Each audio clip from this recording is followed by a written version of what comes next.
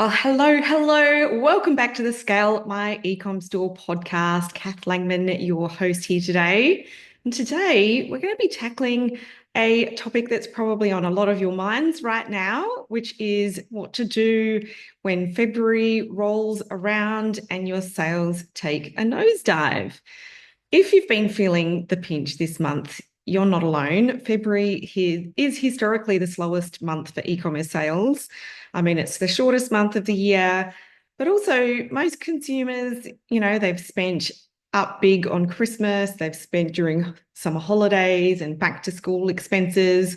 They're also back to work, back into routine, and often tightening their belts after, fairly financially heavy start to the year. So if you are experiencing a bit of a sales slump this month, take a deep breath. It's very normal. That doesn't mean that you should just write it out and hope for the best, of course. And today, what I'm going to do is walk you through the most effective strategies to get you through this period, build momentum, set your store up for a strong next quarter, but also kind of get you on the way towards avoiding this period of time hurting as much as it usually does or often does. Now, before we do dive in, though, I want to share a really quick reminder. This will be for those of you who are listening to this episode when it first comes out, about my brand new live and interactive workshop that is happening tomorrow, Friday, the 28th of February. So it's going to be about how to rapidly grow an audience of paying customers. Of course, if you don't have an engaged audience, you don't have anyone to sell to. And every single successful e-commerce brand really has mastered this one crucial step, a foolproof way to quickly build a high-quality audience of paying customers. And without that, your ads end up costing more, your sales end up being disappointing. And frankly, this really is the biggest mistake that I'm seeing e-commerce brands making right now. So if you want to learn how to fix this and how to start building the audience that your brand needs to thrive, then you definitely want to attend this particular workshop. It's a one-time only workshop. Attending it live on Zoom is free. So if you'd like to register, all you need to do is head to katherinelangman.com/workshop. Alrighty, so let's dive into the topic at hand, how to really boost your sales, your e-commerce sales during the quietest month of the year. And really the first step that we need to go through is to not panic. And in doing so, avoid the discount spiral. I did talk a little bit about trying to avoid discounting in last week's episode, but it really is easy to react to any downturn by slashing prices and running back-to-back sales. And I do see this happening a lot with business owners who panic and then flood their email lists and their social media feeds and ads and everything else with discount codes, and they start to train their audience to only buy when there's a sale. And often at this time of the year, it doesn't actually work that well anyway. And so the end result is that you burn out your existing customers and you create a really vicious cycle where the people that are responding to you are just waiting for the next discount before they're going to take action. So instead of letting this be you, you want to take a step back and ask, why aren't people buying right now? Because often there's a reason behind that behavior or behind that lack of behavior, maybe, that is not what you think. It's not because your prices aren't cheap enough. It's not because so-and-so competition is sending out a big discount.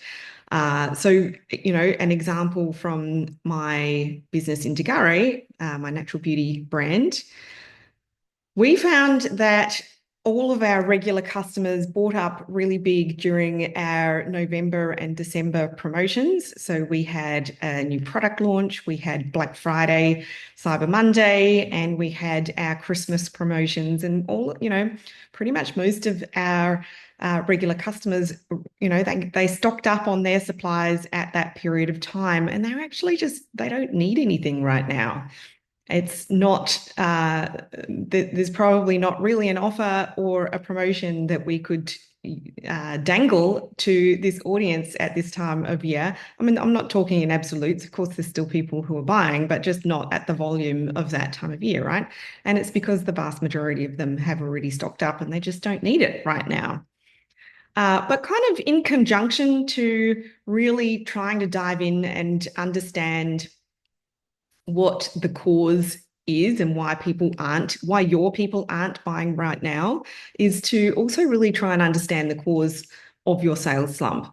Because there are two types of downturns, and they are those that are caused by external factors and those caused by internal factors. I'm talking about external to the business and internal to the business. So an external factor would be if the whole industry is down, if your peers are all reporting lower sales, or if consumer spending data suggests that people are holding on to their money right now, which is often the case in February, by the way. There really isn't a huge amount that you can do to change that. Yes, there are things that you can do to mitigate it to an extent, whether it is launching a new product, for example. But, the reality is that if there are solid external factors that you just can't change, then what you really need to do is to shift your strategy to focus on brand awareness and audience building, so that when consumer confidence or when just basic consumer demand picks up, then your business and your brand is going to be top of mind. Internal factors are more like if your competitors aren't struggling as much as you are, which is sometimes hard to tell because obviously everyone kind of puts their highlight reel on social media and, paints a rosy picture. So it's not always easy to tell the truth of the situation.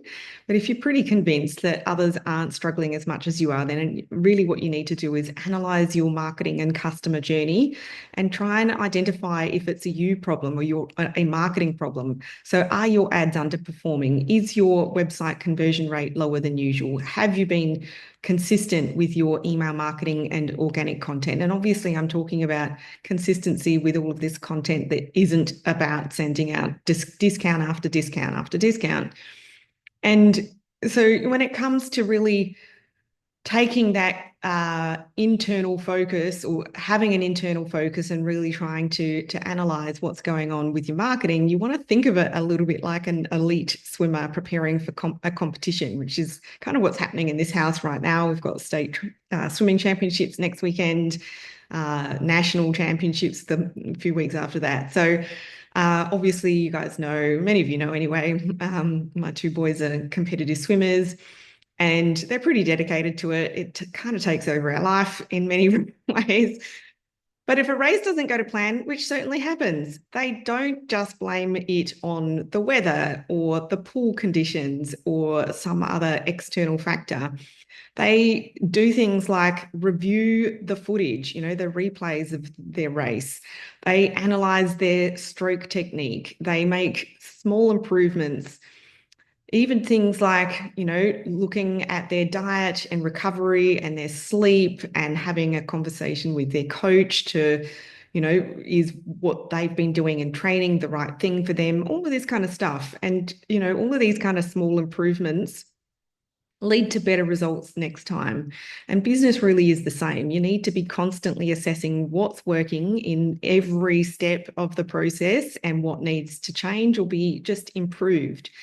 And, I will say that by and large, during these quiet times of the year, it's generally a mix of internal and external. Obviously in February, it is the shortest month of the year. You can't change that. And also it is generally the time of year when consumers have kind of done their dash with their spending, and they're kind of busy with getting back into work and school and, just having a time of year where their focus really isn't on being a consumer, right?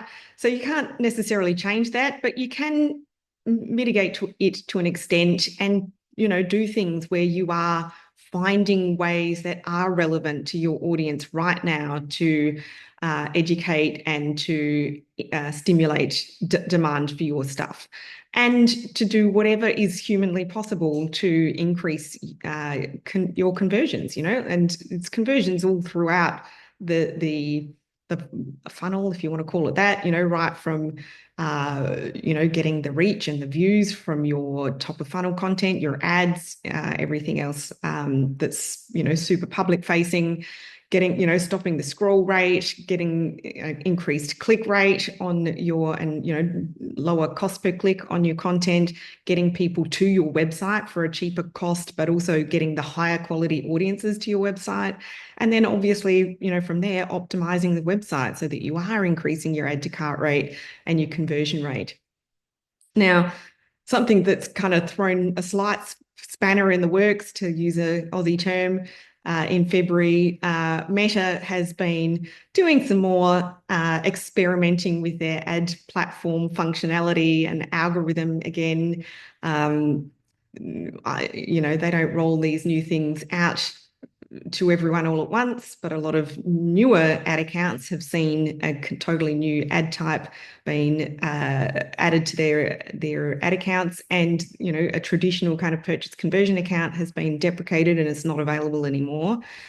And anytime Meta's playing around with things on the platform like this, it always makes your ads a lot more volatile and the results more unpredictable. And so that's been a challenge to navigate. Indagare, because when I acquired that business 6 months or so ago, we had to start a new ad account. So it's a fairly fresh ad account in that business. And we have got that new functionality now in that account.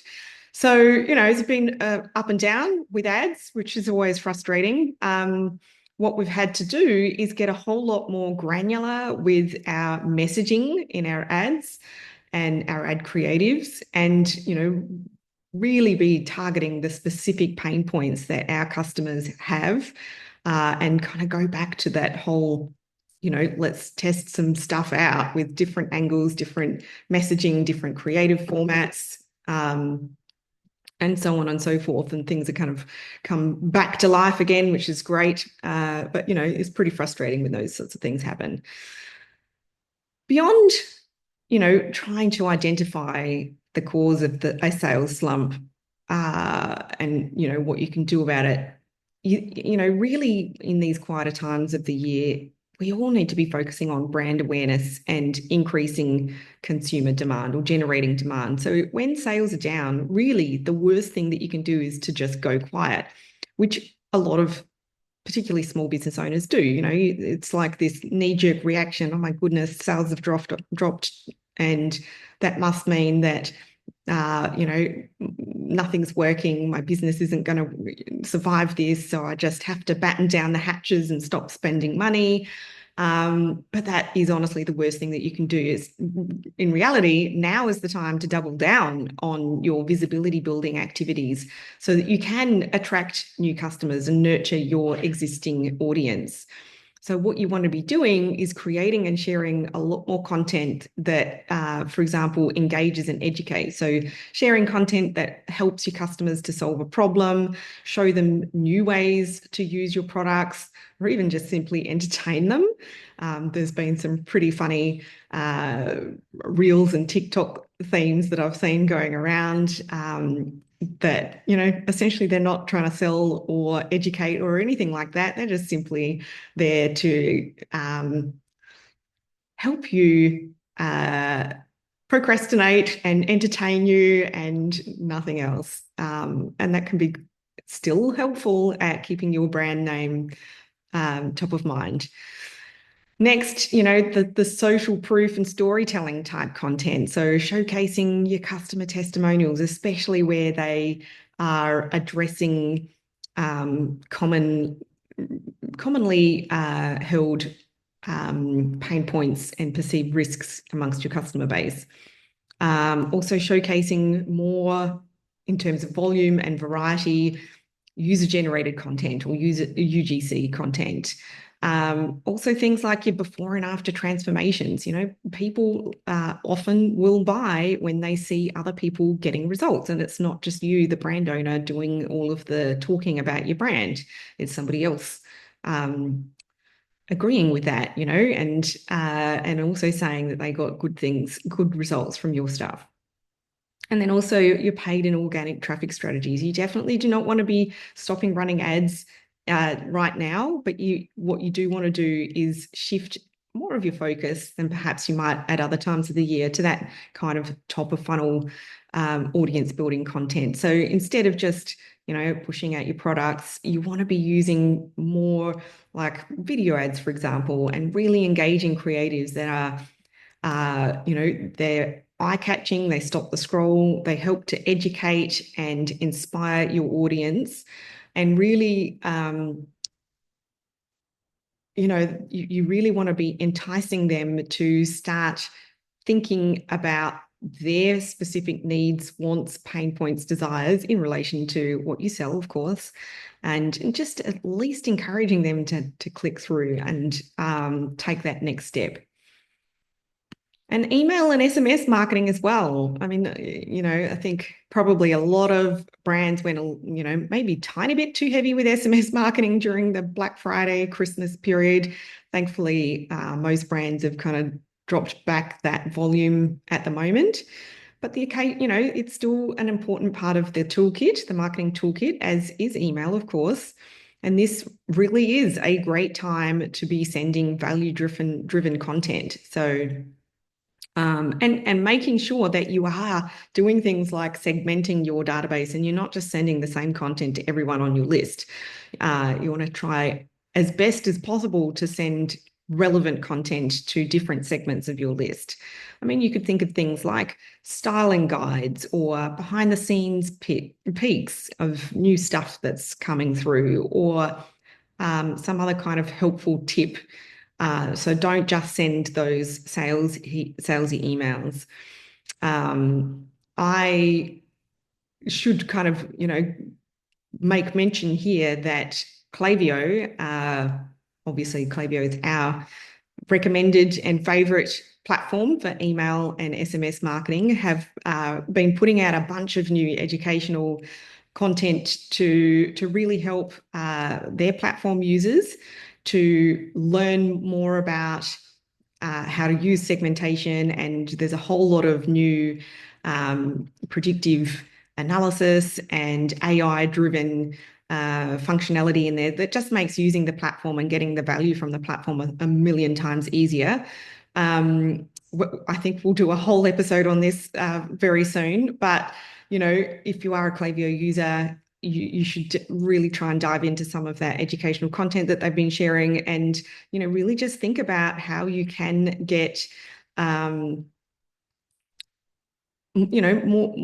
segmented and more relevant and specific with that kind of educational and entertaining kind of content that you can share with those different segments. So we want to be selling without being salesy, if that makes sense.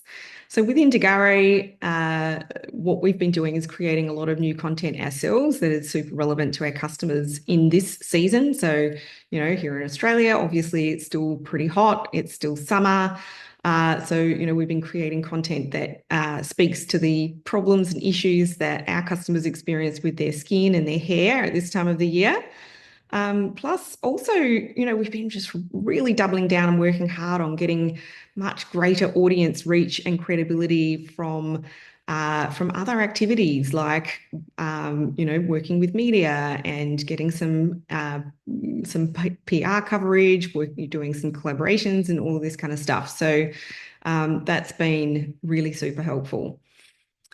Next, we definitely want to be using downtimes of the year to optimize and improve your sales process. So even if sales are slow, now really is the perfect time to refine your customer journey. And to begin with, we always want to be auditing our websites. So is your homepage really clear and compelling? What about your collection pages and your product pages? Are your product descriptions optimized? What other content, conversion-related content is on your product pages? A lot of customers, their first landing page these days is actually a product page, not a homepage. And so you can't just have the bog standard, out of the theme product page, which is just the product image, carousel, description, add to cart button, and then maybe your reviews or your cross-selling product suggestions down the bottom. Like that's just not going to be enough. You're missing far too many kind of conversion elements on a product page like that. But then also looking at the checkout process, is the checkout process smooth and frictionless, even if you are on a platform like Shopify where it's, an out-of-the-box solution. If you haven't looked at your theme for a while, you really probably should do so and do a bit of a test process on mobile specifically. Make sure that it's a really easy process for customers to shop with you. You want to be looking at your data. You probably would have seen a drop in traffic in February, but have a look at that and also where the drop-offs are coming from in terms of channels, but also looking at conversions, your conversion rate, your add to cart rate, average order value, that sort of stuff. And really identifying any kind of specific metric drops or changes or patterns that might help you to identify what actions that you need to take next. But aside from, doing those kind of on-site optimizations, you can also use this time to plan your next big campaign and, strategize for upcoming promotions, product launches, or seasonal events. There's definitely some seasonal events coming up like Easter and Mother's Day, which may not be relevant for all brands for sure, but there are, often there are ways that you can use seasonal events like that to help stimulate demand and to really put together a campaign around it.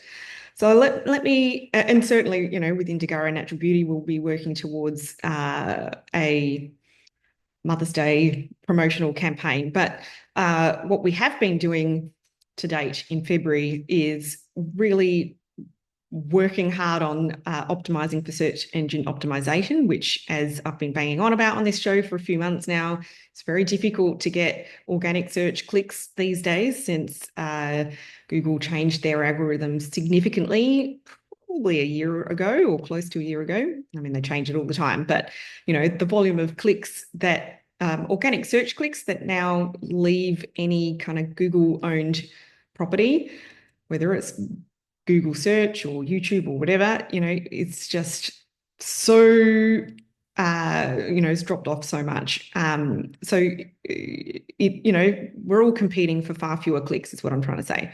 But we've managed to, get a little bit of a formula in place now that's working really, really well for Indagara. And over the last 30 days, we've actually generated almost 20% of our revenue from organic search traffic, which I'm pretty stoked about.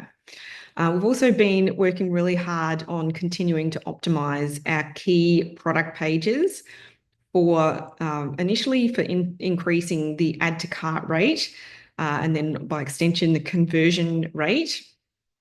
And also looking at, trying to find the right balance between maximizing average order value, but also increasing that kind of new customer conversion rate. So obviously with skincare, there's always going to be an element of perceived risk for people trying out a new skincare product online where, they have to make the investment up front, obviously, and they can't try the product before they buy it, right? So, what is that kind of balance between conversion rate and average order value that's the winning formula? And we've actually managed to increase our conversion rate by 17% in the last 30 days. So I'm pretty stoked about that also. Now, this kind of process of really auditing, the website and all of the marketing and advertising platforms, really analyzing all of the data, identifying patterns and bottlenecks and areas of opportunity, and planning out the next, phase of marketing campaigns and ad strategies to drive growth and achieve revenue targets. That's exactly what we do for our e-commerce mastery clients. So if you would like to have that kind of experience, you can certainly investigate that program with us. Just, my final thoughts though, like for everyone, if you are, and whether you're listening to this now in February and it's, February is your slowest month, or if your sales are just down at another time of the year, you do need to really keep reminding yourself that you're playing a long game here. Like this is not a e-commerce business is not an endeavor where you're going to just suddenly make $1 million overnight. unless you can drop an enormous amount of cash, of course, and you've got a hugely useful network that are going to just come and buy from you. But, for 99.9% of e-commerce business owners, trying to really scale up your business, it's a little bit like trying to turn a ocean liner. It takes a little bit of time, but then once you get going, you can really start to pick up some speed.